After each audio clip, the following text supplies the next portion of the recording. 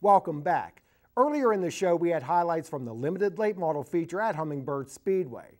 So let's take a look at some more action from the evening, starting with the street stock class. Brian Redd in the 69 would lead the field to the green with the 05 of Brandon Connor to his outside. In turns 1 and 2, the 29 of Johnny Lindenpitz looks under Connor while trying to fend off the challenge from Ed Connor in the 33 ride. Up front, Brandon Connor works his way inside of Redd as they complete lap 1 of the 20-lap event. After an early caution, we have the 05 now in the lead with Bruce Hartsfeld in the 101 making his presence known in the top 4. Here he tries to take third away from Lindenpitz. Again, the caution flies for the 3 of Rich Howe and Don Henry. Initially after the restart, Redd is able to keep pace with Brandon Connor, but the outer groove doesn't work for him as Hartsfeld shoots below the 69 car and up into the runner-up spot while still keeping pace with the leader. One driver having a solid run was the 01 of Steve Arthurs, who moved up from the pure stock division. A caution for debris on lap 6 gives Hartsfeld a chance to overtake the leader. Through turns 1 and 2, he is able to run side by side with Connor, but the caution comes out before a lap is completed. After another caution before a circuit is official, Hartsfeld this time gets a good jump and is able to clear Connor by the time they exit turn 2. Arthurs is neck and neck with Redd going down the backstretch. For a number of laps, Connor was able to challenge Hartsfeld by running the low side. The momentum of the 101 up top barely kept Hartsfeld in the lead. A single foul restart with 4 to go may have been Hartsfeld's saving grace. While Connor tried to close the gap, he also had to contend with Redd. Bruce Hartsfeld would hold on to record his first victory in the street stocks. After some success in the pure stocks, congratulations, Bruce, on your first street stock win. Let's describe how that all played out. It was a good hard-fought battle with Brandon Connors. He had the bottom, he kept giving me the outside on the restarts, and finally I got him. And under that last caution there, I held him off. I run the bottom and held him off. Well, Bruce, I have to say it wasn't a give me. I mean, you had to get by Redd and Connors, and you know, you had to show some patience to get by them. It took a few laps run side by side to finally get through. Yeah, on that first caution, Redd picked the outside and it put me third. And once we got going, I managed to get up beside him, get by him, and on the restart, another caution come out, and then the restart, it put me on the outside of Connors, and he kept picking the bottom, and I managed to get him there towards the end. Now, I've been coming up here for the show for 3 years, and that's how long you've been running the street stocks. What did it take to get to this point?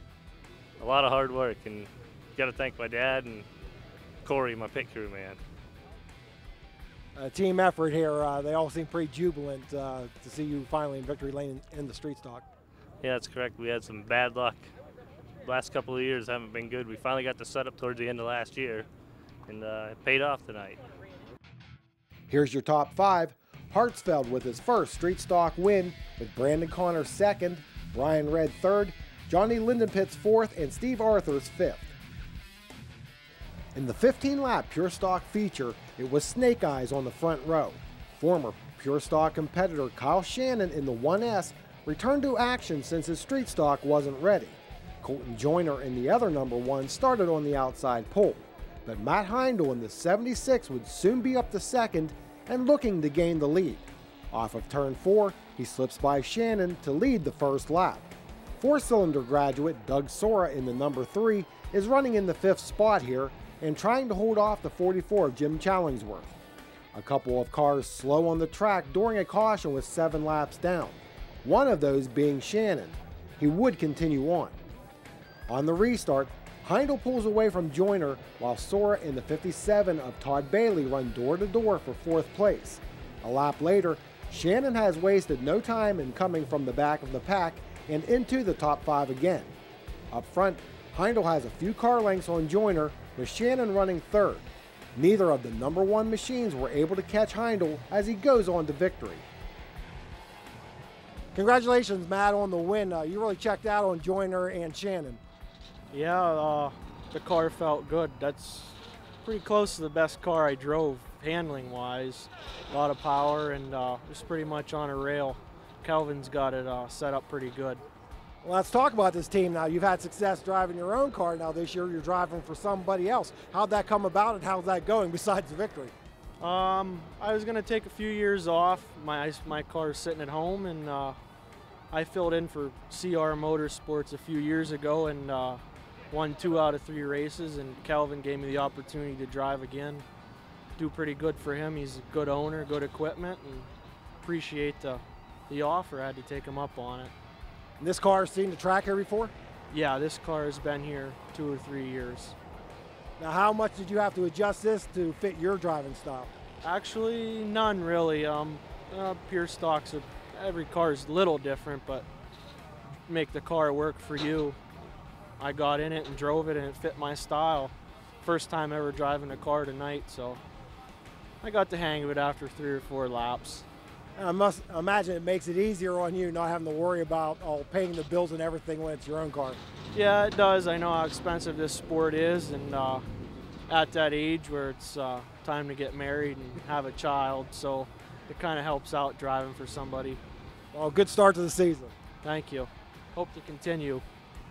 It's Heindel, Joyner, and Shannon, your top 3, followed by Jim Challingsworth and Todd Bailey. And in the 4 cylinders, Aaron Luzier took the checkers over Jerry Walls, Stephanie Lucas, Mike Fields, and Cody Barrett. We're not done yet. Right after the break, a look at some upcoming special events, including a midweek affair featuring the Outlaws, returning to a local track for the first time in 14 years. Stay with us. When you think golf carts, think Jake's Custom Golf Carts. With over 300 stock and lifted carts at their shop, you'll find the cart you need or have Jake's build one to your specs. Custom airbrushing, lift kits, sport shifters, rear seats. You name it, with the expertise and craftsmanship people have come to expect from Jake's. Come see for yourself why Jake's is the nation's premier golf cart provider. Jake's Golf Carts, Route 522 McVeigh Town. Online at jakesgolfcarts.com.